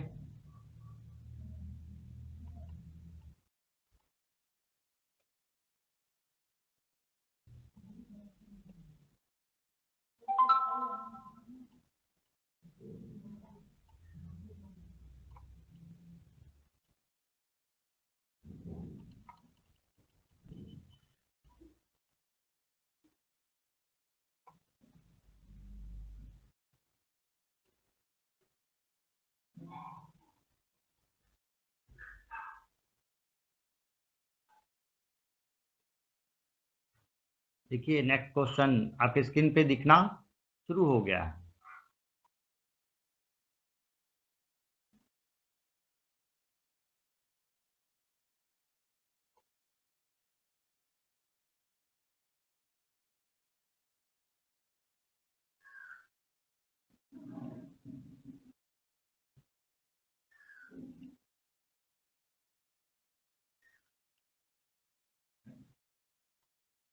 कहता है कि भारत का सबसे बड़ा पेट्रो रसायन कारखाना किस राज्य में स्थित है।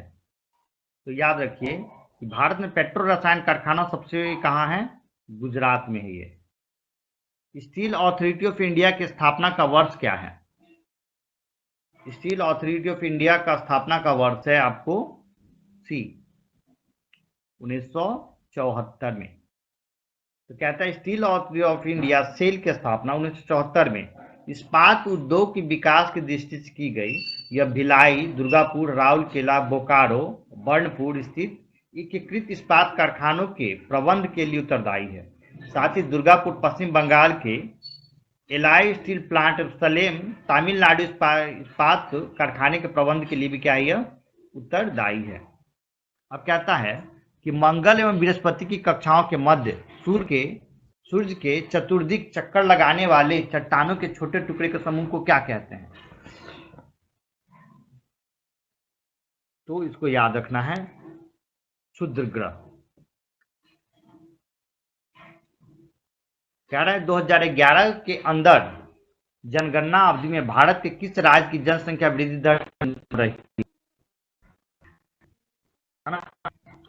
तो ये हो जाएगा केरल, सॉरी नागालैंड। तो याद रखिएगा कि 2011 की जनगणना के अनुसार पिछले 2001 से 11 में देश की दशकीय वृद्धि दर 17.17% रही, जबकि नवीन जनगणना के अनुसार पिछले दशक में सर्वाधिक दशकीय वृद्धि मेघालय में 27.9 तथा न्यूनतम नागालैंड में 0.6% रही। सबसे ज़्यादा कहाँ हुआ? सबसे ज़्यादा सर्वाधिक वृद्धि हुआ मेघालय में 27.9% और नागालैंड में सबसे ज़्यादा कम हुआ 0.6%।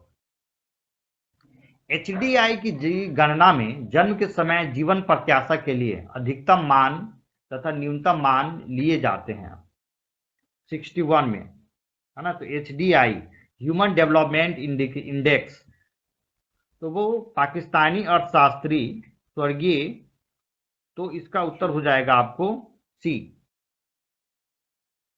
85 और 25। तो याद रखिएगा, पाकिस्तानी अर्थशास्त्री स्वर्गीय महबूब उल हक द्वारा विकास सूचकांक, जो अमर्त्य सेन इनके विकास में मुख्य सहायक थे, उनके सूचकांक संयुक्त राष्ट्र विकास कार्यक्रम UNDP द्वारा 1990 में पहली बार प्रयोग किया गया। इस सूचकांक में प्रति व्यक्ति आय के साथ साथ जीवन प्रत्याशा, शिक्षा, साक्षरता, स्वास्थ्य सुविधा जैसे सामाजिक सूचक भी रखे गए। HDI की गणना में जन्म के समय जीवन प्रत्याशा के लिए अधिकतम मान 85 वर्ष तथा न्यूनतम 25 लिए जाते हैं। आइए हम लोग नेक्स्ट क्वेश्चन देखते हैं 62। भारत की संघात्मक व्यवस्था निम्नलिखित में से किस देश के संविधान में प्रभावित है? कह रहा है भारत की संघात्मक निम्नलिखित में किस देश के संविधान से प्रभावित है? तो कहते हैं हमारे संविधान पर सबसे अधिक प्रभाव भारत शासन अधिनियम 1935 का है। संविधान के आधे से अधिक उपबंध या तो 1935 के अधिनियम के समान या उनसे मिलते जुलते हैं। ब्रिटेन से हमारे संविधान ने एक संसदीय शासन पद्धति, मंत्रिमंडल प्रणाली, एकल नागरिकता, संसद की प्रक्रिया और विशेषाधिकार, परमाधिकार रीटें तथा आदि बंध लिए हैं। अमेरिकी संविधान से न्यायिक पूर्वालोकन, न्यायपालिका की स्वतंत्रता, मूल अधिकार, राष्ट्रपति एवं उच्चतम न्यायालय और उच्च न्यायालय के न्यायाधीशों को हटाए जाने के उपबंध ग्रहण किए हैं। कनाडा का संविधान ऐसे परिसंघ का उदाहरण है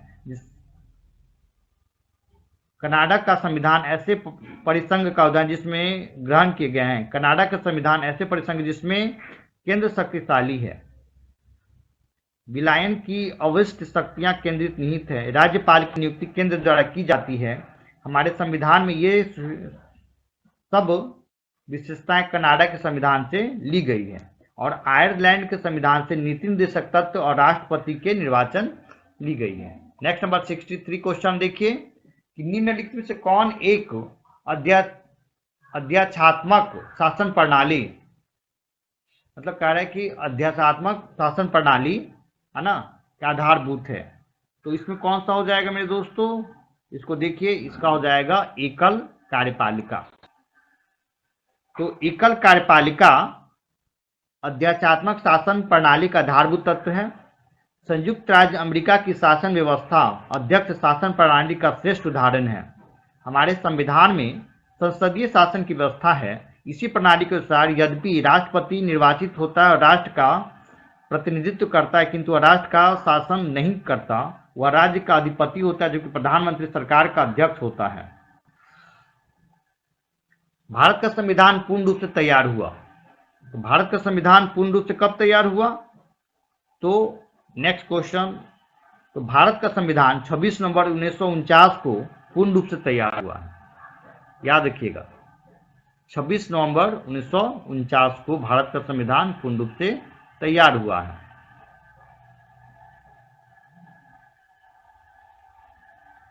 तो याद रखिएगा, भारत का संविधान 26 नवंबर 1949 को पूर्ण रूप से तैयार हुआ।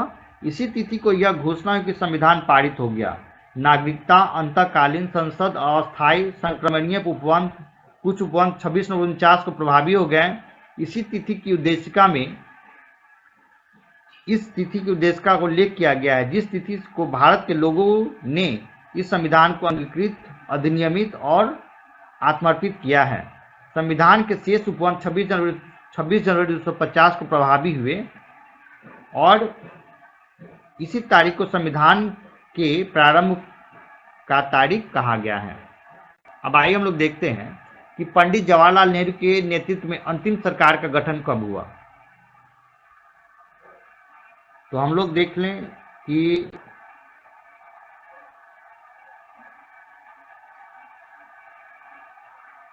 सिक्सटी 65 क्वेश्चन कह रहा है, इसका सी आंसर हो जाएगा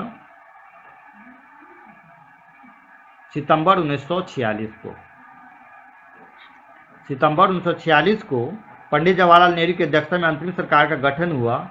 इसमें प्रारंभिक मुस्लिम लीग भी शामिल नहीं थी, किंतु बाद में 26 अक्टूबर 1946 को मुस्लिम लीग के 5 सदस्यों को शामिल करते हुए अंतरिम सरकार का पुनः गठन किया गया। तो आप अंतरिम मंत्रिमंडल में कौन कौन थे तो याद कर लिए। जवाहरलाल नेहरू जो थे वो कार्यकारी परिषद के अध्यक्ष, विदेशी मामले और राष्ट्रमंडल थे। वल्लभ भाई पटेल गृह, सूचना प्रसारण थे। बलदेव सिंह रक्षा मंत्री थे। जॉन मथाई उद्योग तथा आपूर्ति मंत्री थे। सी गोपालचारी शिक्षा थे। CH वाहबा कार्य, खान और बंदरगाह थे। राजेंद्र प्रसाद खाद्य तथा कृषि थे। खाद्य तथा कृषि थे। आसफ अली रेलवे थे। जगजीवन राम सुंदरीगढ़ वाणिज्य थे। अब्दुल और रब नस्तर संचार थे। जोगेंद्र नाथ मंडल विधि थे और गजनफर अली ये स्वास्थ्य थे। नेक्स्ट क्वेश्चन,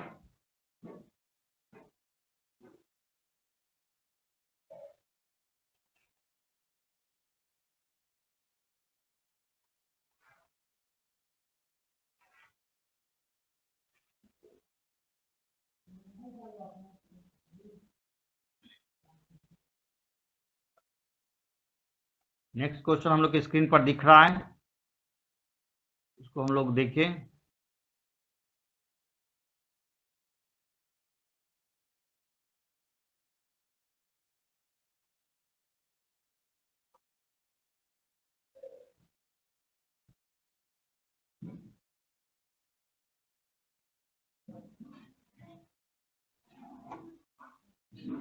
गौर से देखिए मेरे दोस्तों।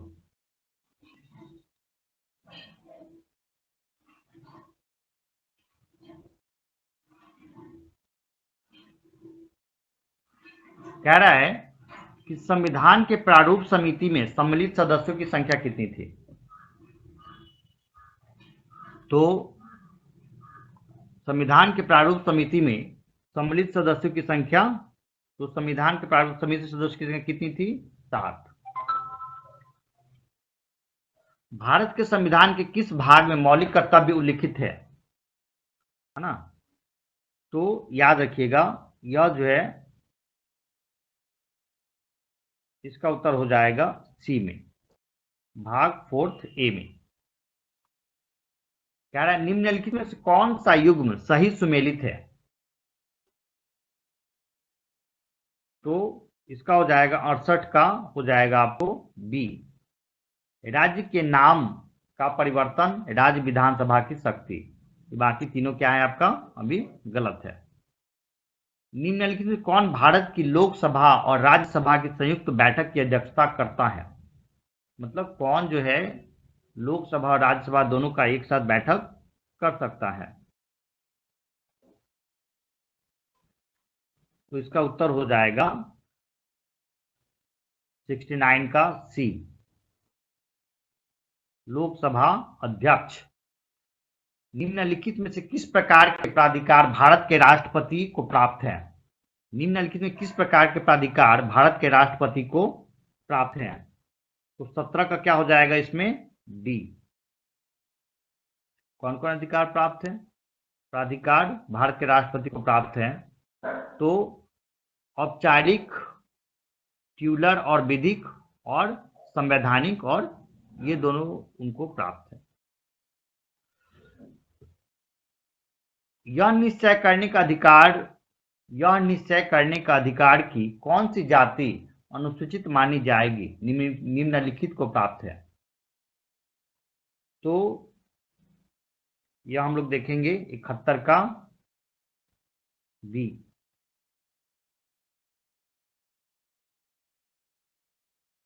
71 का डी,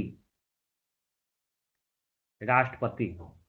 यह निश्चय करने का अधिकार कौन सी जाति अनुसूचित मानी जाएगी निम्नलिखित को प्राप्त है? ये राष्ट्रपति। निम्नलिखित में से किस एक प्रधानमंत्री ने अपने कार्यकाल में संसद का सामना नहीं किया? निम्नलिखित किस एक प्रधानमंत्री अपने कार्यकाल में संसद का सामना नहीं किया? तो यह हो जाएगा 72 का सी, चौधरी चरण सिंह ने। राष्ट्रपति पद की रिक्तता को निम्नलिखित अवधि में भरा जाना आवश्यक होता है। कितने दिन? राष्ट्रपति का क्वेश्चन तो मेरे दोस्तों हमेशा ही आता है, तो इसको याद रखना है कि 6 माह के अंदर,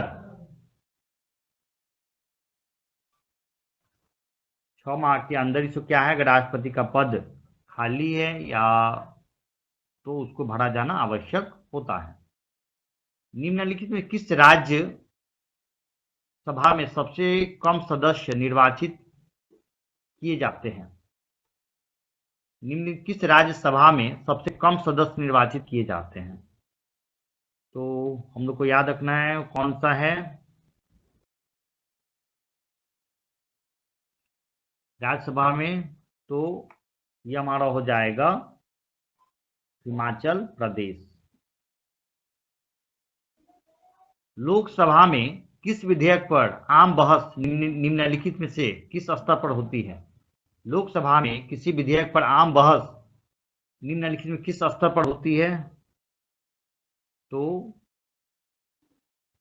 इसका उत्तर हो जाएगा बी,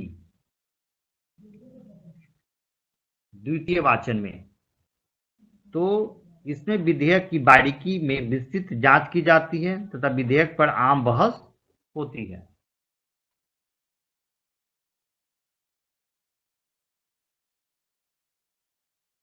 निम्नांकित में से कौन एक लोकसभा और राज्यसभा का गणपूर्ति करता है? निम्नलिखित में से कौन एक लोकसभा और राज्यसभा का गणपूर्ति करता है? तो इसका उत्तर हो जाएगा 76 का ए, कुल सदस्य का 1/10 भाग। 77 का भी देखिए मेरे दोस्तों, निम्नलिखित में कौन सा कथन सही है? तो ये याद रखिएगा, इसका हो जाएगा धन विधेयक कहाँ प्रस्तुत होता है? लोकसभा में प्रस्तुत होता है। तो धन यह पहले कहाँ होता है? लोकसभा में प्रस्तुत जो है होता है। तो धन विधेयक के संदर्भ में प्रावधान संविधान के अनुच्छेद 110 में दिया गया है। धन विधेयक केवल लोकसभा में ही पूरा स्थापित किया जा सकता है।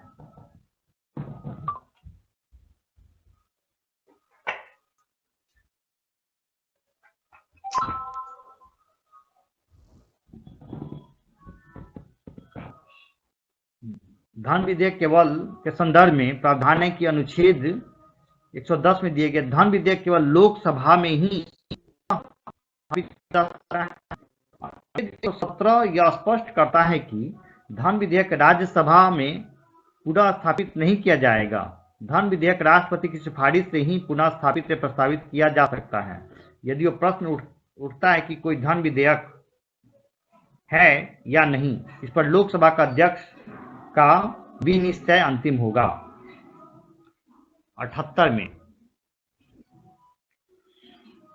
78 का देखिए क्या कह रहा है। निम्नलिखित शब्दों में से कौन सा शब्द सन 1975 में भारतीय संविधान की प्रस्तावना में सम्मिलित नहीं है? क्वेश्चन गौर से देखिए मेरे दोस्तों, क्या कह रहा है कि निम्नलिखित शब्दों में कौन सा शब्द सन 1975 में भारतीय संविधान की प्रस्तावना में सम्मिलित नहीं है? तो इसका उत्तर हो जाएगा मेरे दोस्तों डी, अखंडता। तो याद रखिए कि भारतीय संविधान की उद्देशिका का 1976 में संविधान का 42वां संशोधन, मतलब 76 में, फिर से देख लीजिए कि भारतीय संविधान की उद्देशिका का 1976 में संशोधन 42वां किया गया। पहले पैरा में दो शब्द समाजवादी और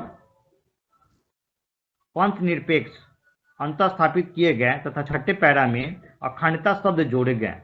अतः 1975 में भारतीय संविधान की प्रस्तावना में अखंडता शब्द सम्मिलित नहीं था।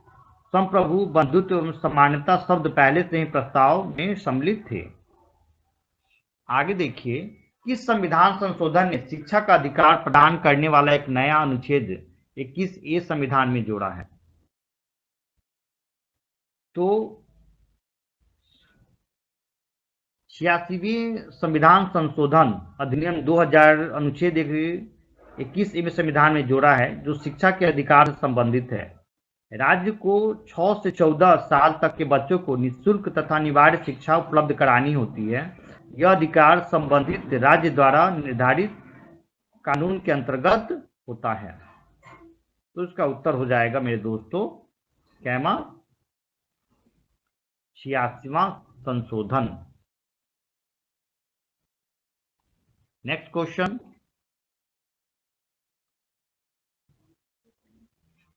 संविधान के 73वें संशोधन द्वारा पंचायतों को निर्दिष्ट दिए जाने वाले कार्य निम्नलिखित में वर्णित है। किसमें वर्णित है मेरे दोस्तों? तो याद रखना है ए में,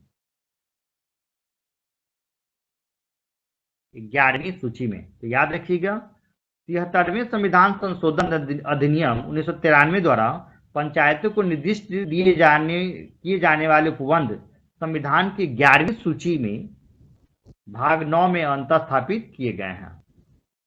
निम्नलिखित के द्वारा सिक्किम एक नया राज्य बना। तो सिक्किम एक नया राज्य बना है किसके द्वारा? तो हम लोग को याद रखना है यह 36वें संशोधन के द्वारा जो क्या है यह बना है।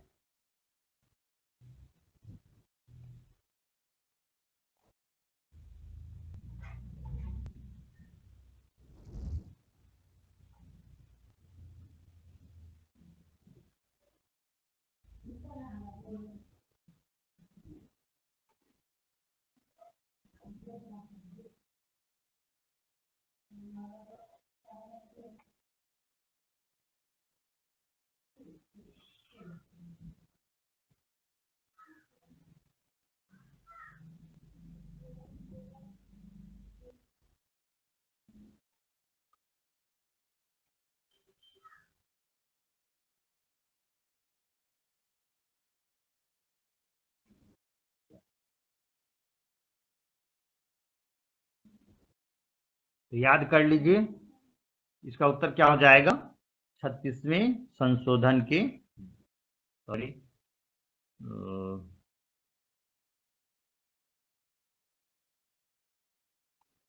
तो संविधान के क्या हो जाएगा? 36वें संशोधन। मिड डे मील योजना निम्नलिखित किस वर्ष प्रारंभ हुई?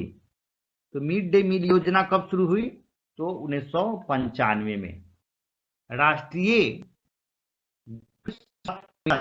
प्रारंभ करने वाला वर्ष था 83 में। राष्ट्रीय ग्रामीण स्वास्थ्य मिशन को प्रारंभ करने वाला वर्ष कौन सा था 83 में? तो इसका हो जाएगा सी। निम्नांकित में ध्वनि का वेग अधिकतम होता है, किसमें होता है सबसे ध्वनि का वेग? तो याद रखिएगा, धातु में होता है।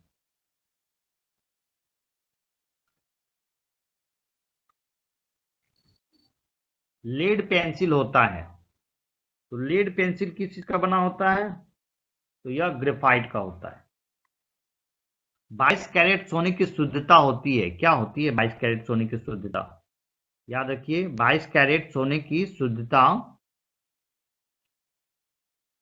सी 92%।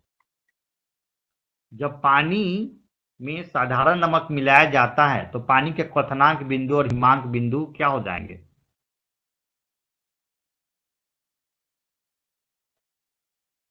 तो याद रखिए, इसका हो जाएगा डी, क्रमशः बढ़ेंगे और घटेंगे। सहतूत का फल है किसका? सहतूत फल किसका है?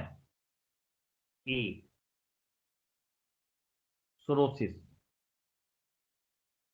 कोबाल्ट में किस विटामिन का निम्नलिखित में से किस विटामिन में कोबाल्ट होता है? तो B12 में, विटामिन B12 में क्या होता है? कोबाल्ट होता है। किस देश के वैज्ञानिकों ने ऐसा कृत्रिम रक्त बनाया जो प्लास्टिक रक्त की किस्म की है और जिससे किसी मरीज को उसके रुधिर ग्रुप का विचार किए बिना दिया जा सकता है? तो यह कहां बनाया गया? ब्रिटेन में।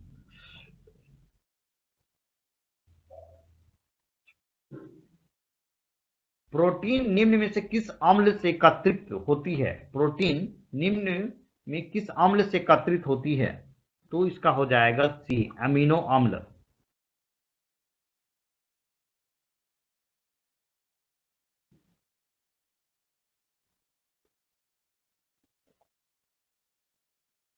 आइए हम लोग 92 क्वेश्चन की तरफ बढ़ते हैं। क्या कह रहा है 92?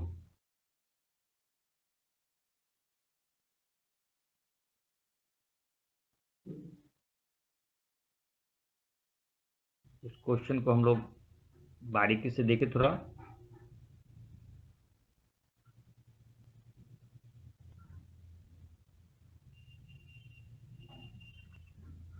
मौखरी शासक ने किसे परास्त कर मगध के अधिकांश भाग को जीत लिया? मौखरी शासक ने किसे परास्त कर मगध के अधिकांश भाग को जीत लिया? तो इसका उत्तर हो जाएगा दोस्तों 92 का बी, दामोदर गुप्त।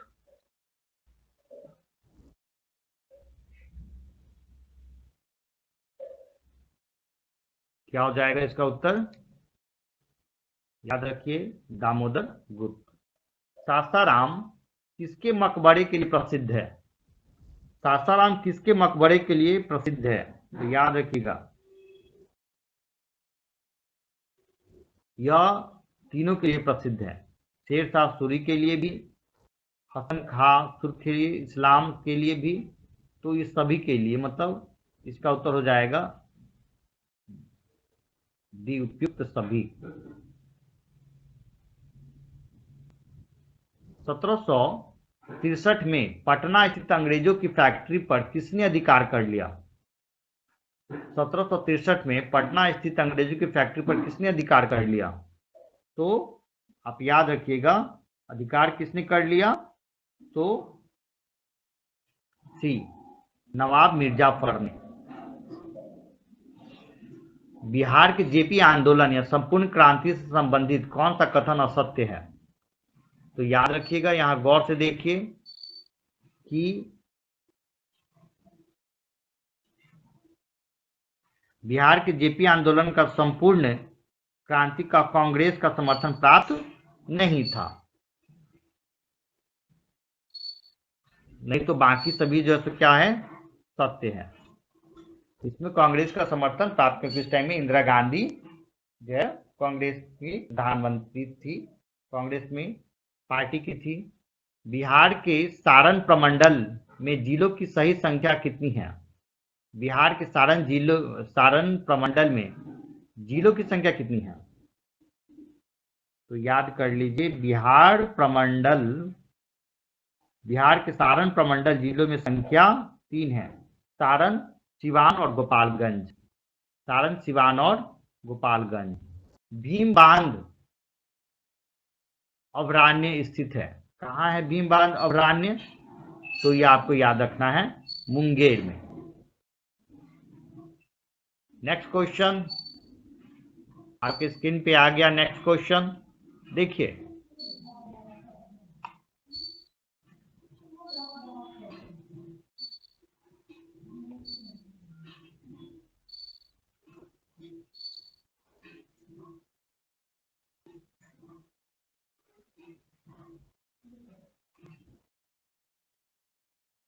नेक्स्ट क्वेश्चन दिख रहा है आपको?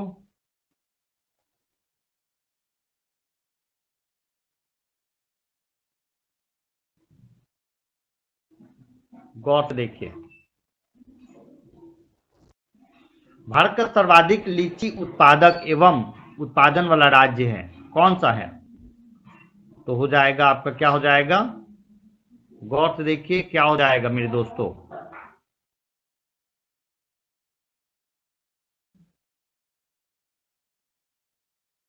ये हो जाएगा आपको, भारत में सर्वाधिक लीची उत्पादक एवं उत्पादन वाले राज्य कौन से हैं? तो हो जाएगा बिहार। जनगणना 2011 के अनुसार बिहार में सबसे कम जनसंख्या घनत्व वाले जिले का सही क्रम बढ़ते क्रम में बताइए।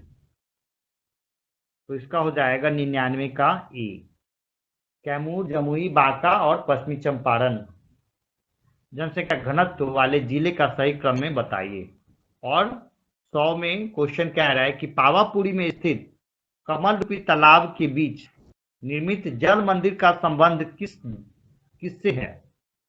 मतलब पावापुरी में स्थित जो है कमल रूपी तालाब के बीच निर्मित जल मंदिर का संबंध किससे है? तो हम लोग को याद रखना है, यह जो किससे है? जैन धर्म से, क्योंकि पावापुरी में स्थित जो कमल रूपी तालाब के बीच निर्मित जल मंदिर का संबंध जैन धर्म से है। पावापुरी में महावीर की मृत्यु निर्वाण हुई थी, जिस जगह पर उनका अंतिम संस्कार किया गया था, वहां कमल रूपी तालाब के बीच जल मंदिर का निर्माण किया गया। और दीपावली के अवसर पर भारत के विभिन्न भागों में जैन धर्मावलंबी यहां आकर धर्म संबंधी चर्चाएं करते हैं। तो मेरे दोस्तों, ये आपका प्रैक्टिस सेट 2 खत्म हो गया। तो हम लोग थोड़ी देर में एक प्रीवियस ईयर का क्वेश्चन 2019 का हम लोग दरोगा का देखेंगे और हम लोग उस पर एनालिसिस भी करेंगे। तो फिर से आप लोग से एक बार रिक्वेस्ट है कि आप लोग इस चैनल को, अगर आपको पसंद आ रहा है तो ज़्यादा से ज़्यादा सब्सक्राइब कीजिए, लाइक कीजिए, शेयर कीजिए और बेल और घंटी का बटन जरूर दबाइए, ताकि इससे हमारा मनोबल बढ़े और हम आपके लिए ज़्यादा से ज़्यादा मेहनत कर सके मेरे दोस्तों। तो हम लोग फिर से थोड़ी देर में प्रीवियस ईयर का एक क्वेश्चन लेकर के हम लोग इस पर चर्चा करेंगे, बिहार दरोगा की। और ऐसा अनुमान लगाया जा रहा है बिहार दरोगा का जो है 14 फरवरी को होने वाली एग्जाम लग रही है, उसकी डेट बढ़ेगी, ऐसा जो है यूट्यूब पे और पेपर के न्यूज़ से आ रहा है। तो आप लोग उसको पता कर लेंगे, लेकिन हम लोग पूरी तैयारी 14 फरवरी को ही लेकर हम लोग चलेंगे, क्योंकि 14 फरवरी ही हम लोग मानकर चलें, क्योंकि अभी एक कंफर्म नहीं कि डेट बढ़ी जाएगी। तो हम लोग इसको देखेंगे। तो अभी हमारा जो ये सेशन अभी यहीं समाप्त होता है। हम लोग नेक्स्ट थोड़ी देर में नेक्स्ट सेशन में हम लोग फिर जुड़ेंगे। तो आप लोग हमारे साथ जुड़े रहें, तो इसके लिए बहुत बहुत थैंक यू। ओके।